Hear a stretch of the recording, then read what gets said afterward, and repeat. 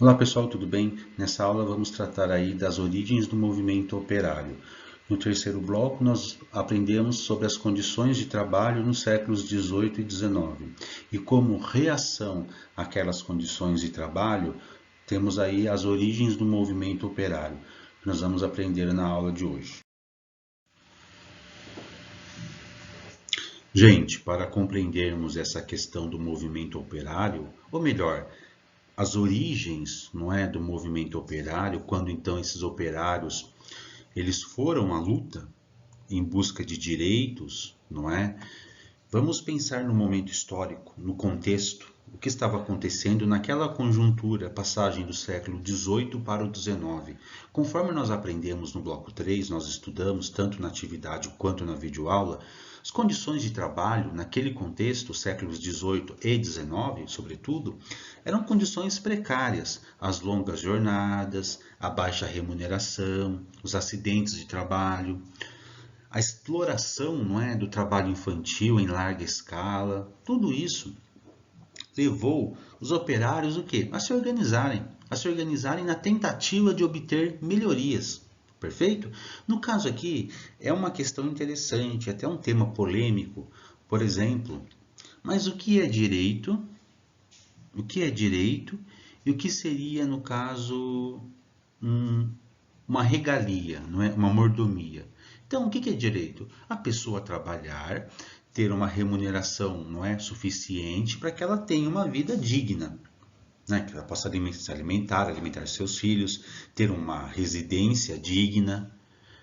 E agora, quando eu falo para vocês em regalias, não seria o sujeito que trabalha pouco e ganha muito, não é? E eu acredito que assim, quando nós pensamos num trabalhador, num operário, poucos ou talvez nenhum tem regalia.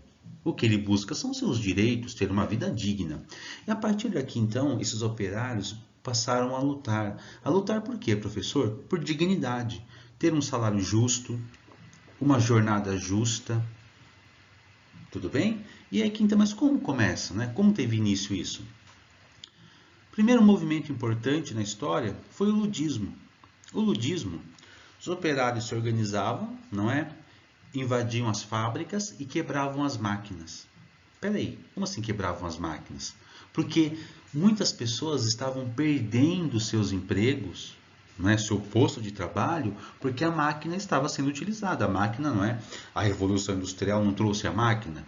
E com o passar do tempo, o uso de máquinas vai sendo mais frequente, mais, não é? Cada vez algo mais assim, digamos, comum no cotidiano, tanto no cotidiano de uma fábrica, quanto no cotidiano do nosso dia a dia em nossas casas. E essas máquinas estavam o quê? Quando chegava uma máquina na fábrica, ela acabava tomando, né, o espaço de 10 funcionários. E aí então, esses operários, eles invadiam as fábricas e quebravam as máquinas. Esse foi o primeiro movimento, ludismo, 1812. E aí você pergunta, professor, deu certo o movimento? Ele trouxe, ele conseguiu ali, não é? Conseguiu alguma melhoria? Nem tanto. Por quê? Porque o operário entrava na fábrica, quebrava a máquina. O dono da fábrica fazia o quê? Consertava a máquina ou a trocava e tudo voltava ao normal. Com o passar do tempo, esse movimento operário, ele vai tomando mais consciência de si, da sua importância.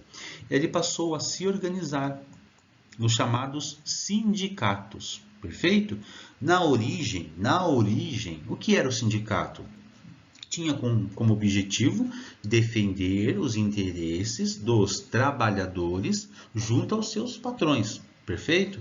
Ah, mas com o tempo ele desvirtuou um pouco, professor. Algumas pessoas se aproveitaram dos sindicatos como palanque político, como forma de ganhar recursos, obter recursos, enfim, sim, é verdade.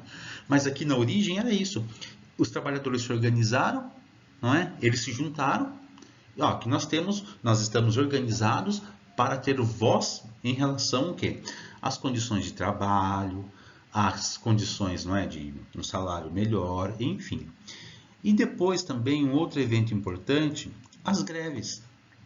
No caso das greves, eles perceberam que, bom, se eu não vou trabalhar, a fábrica não funciona. Se a fábrica não funciona, é uma forma que eu tenho de pressionar o meu patrão. por melhorias, no caso um salário melhor ou uma jornada melhor. E aqui, claro, você tem aquela greve que é legal e aquela greve que é ilegal. O que seria uma greve legal? Poxa, o sujeito não recebe um reajuste de acordo com a inflação, não é nenhum aumento, mas um reajuste há 3 anos. Então, antes ele ganhava X, só que o preço do mercado, do aluguel, subiu e ele não teve reajuste no seu salário. Aliás, tem 3 meses que ele não recebe. É justo esse sujeito entrar em greve? Sim, é justo. Agora, um outro caso. A pessoa está recebendo certinho, tem reajuste, tem alguns benefícios, alguns direitos, e ela entra em greve porque ela quer ganhar o dobro. Algo praticamente impossível. É justa essa greve? Ela é legal? Não. Tudo bem? E por fim, então as greves também surgiram nesse contexto dos séculos 18 e 19, não é? Em que os operários não iam, né, para o trabalho como uma forma de pressionar o chefe, né? E sem a minha presença aí a fábrica não funciona, ou se funciona, funciona com uma certa dificuldade. Então, ou você revê a questão do salário, da jornada, ou nós não vamos trabalhar. Então, era uma forma de pressionar aí o patrão. E por fim, o cartismo. Cartismo tem a ver com carta.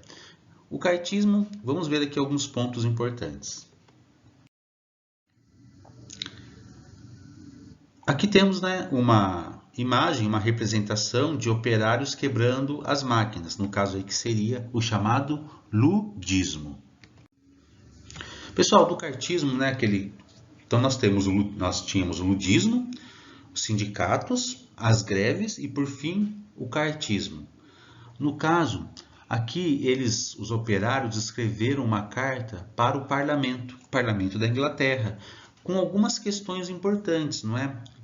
Eles perceberam assim, que só no ambiente da fábrica ali, não é, do sindicato, fazendo greve, eles não conseguiam tantas melhorias assim.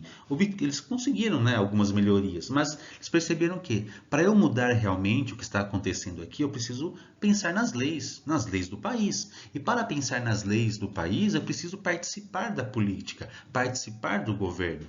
Então, aí eles colocaram, não é, enviaram uma carta ao parlamento da Inglaterra com alguns pontos importantes que eu destaquei para vocês aqui, tá? Voto para todos os homens acima de 21 anos, o que naquela época não existia, tá? Fim do critério de renda para candidatos ao parlamento. Calma aí, pessoal. Esses 2 itens aqui, ó, eu sei que aqui vocês se confundiram um pouco. Mas como assim só homem e fim do critério de renda para participar do parlamento? O que seria o parlamento? O parlamento seria, no caso, né, a casa dos representantes do povo inglês. As pessoas que estão ali, elas foram eleitas pelo povo inglês. Só que naquela época, nós estamos aqui praticamente em meados do século XIX, ou melhor, na primeira metade do século XIX, poucas pessoas participavam da vida política. Poucas. Mulher praticamente não existia, não é? Mulher, por exemplo, só vai participar da política aqui no Brasil, por exemplo, na década de 1930.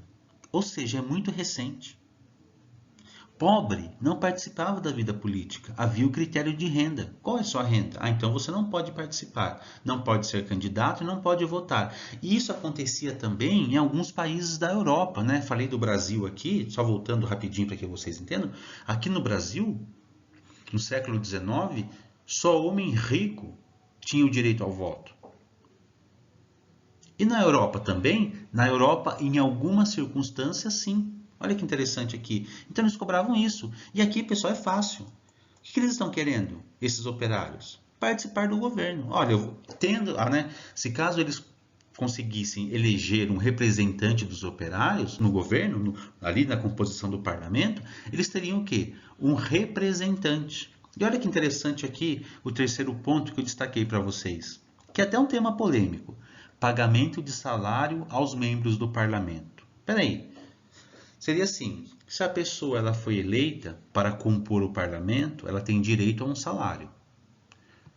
E aqui você pode pensar assim, professor, mas os salários são abusivos, não é? São muitas regalias, nem são direitos, são muitas regalias, são muitos privilégios que essas pessoas do governo elas possuem. Sim, é verdade, em alguns casos sim, com certeza.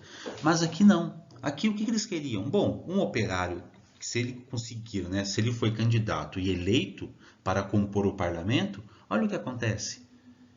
Chegando lá, então, ele vai trabalhar no parlamento, representando ali os interesses, não é, dos operários, enfim, aqueles interesses, não é, que ele, aquelas questões que ele, né, apresentou na sua campanha e pelas quais ele foi eleito. Mas ele precisa de um salário.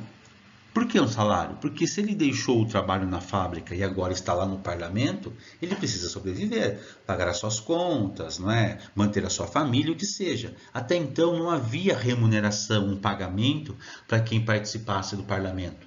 Certo? Então só pessoas ricas conseguiam. O sujeito que tem uma grande empresa, uma boa reserva, ele deixa a empresa a cargo de alguém e vai, né, ali trabalhar no parlamento. Mas e aquele operário que dependia do seu salário? Né, da sua jornada. Como ele faz? Então, alguns pontos aqui do cartismo. Pessoal, então por hoje era isso, tá? Eu espero que eu tenha contribuído de alguma forma. Finalizamos o bloco 4, logo temos o bloco 5.